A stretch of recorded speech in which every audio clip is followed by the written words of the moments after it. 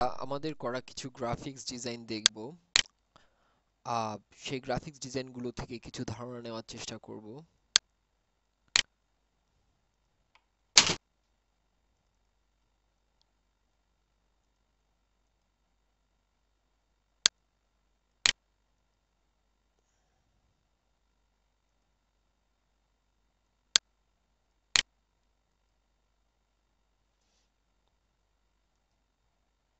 যেমন আমরা আমাদের একটি তৈরিকৃত ডিভিডি কাভারের ডিজাইন দেখছি।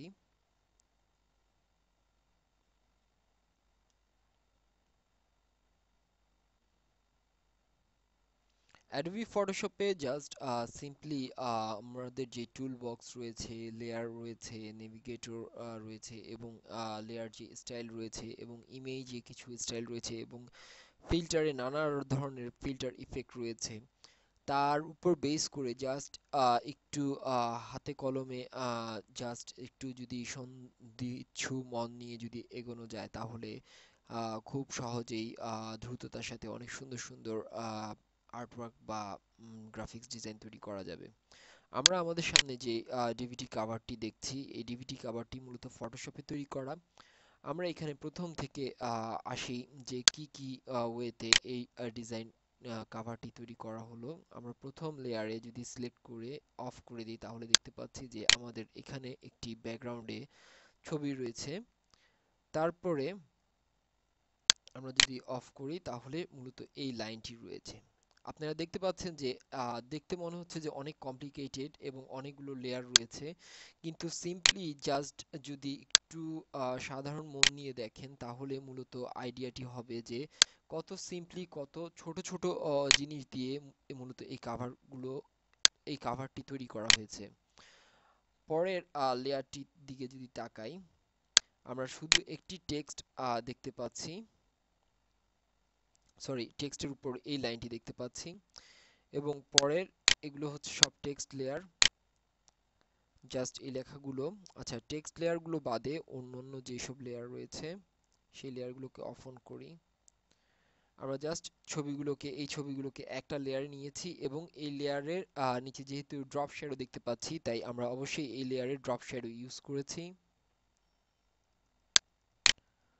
এবার এই যে লেয়ারটি, এটি শুধুমাত্র একটি ব্ল্যাক কালারের জন্য। আমরা দেখতে পাচ্ছি এখানে শুধু ব্ল্যাক কালারটি আনার জন্য এই লেয়ারটি। এটিও সেম, আরেকটি ব্ল্যাক কালারের জন্য হালকা, তবে এর অপাসিটি 25% লান করা হয়েছে। তারপর লেয়ারটি হচ্ছে যে রেড রয়েছে তার, এরপরে আরো কিছু লেয়ার রয়েছে যা হচ্ছে টেক্সট এবং এটি মূলত একটি ইমেজ। এই ইমেজের অপাসিটি 100% রয়েছে। তারপর মূলত একটি ব্যাকগ্রাউন্ড ফিল কালার ইউজ করা হয়েছে, জাস্ট একটি মাস্কিং করে আমরা দেখতে পেলাম। আর এটি মূলত মেইন কাভারের টোটাল একটি গ্রাফিক্সকে মূলত ব্লার করে এই ডিজাইনটি তৈরি করা হয়েছে।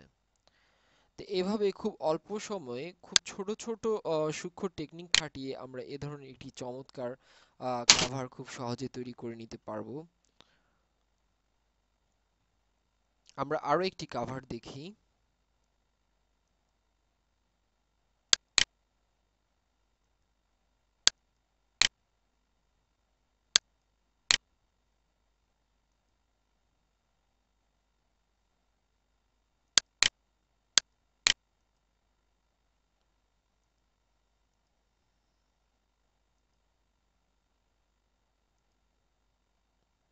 বা আমাদের যে গ্রাফিক্স ডিজাইনের কাভারটি রয়েছে তাই আমরা দেখতে পারি, বা ডিজিটাল রয়েছে। আমরা আমাদের গ্রাফিক্স ডিজাইনের কাভারটি বা একটি গেমিং এর কাভার দেখতে পারি। ওকে, দেখা যাক।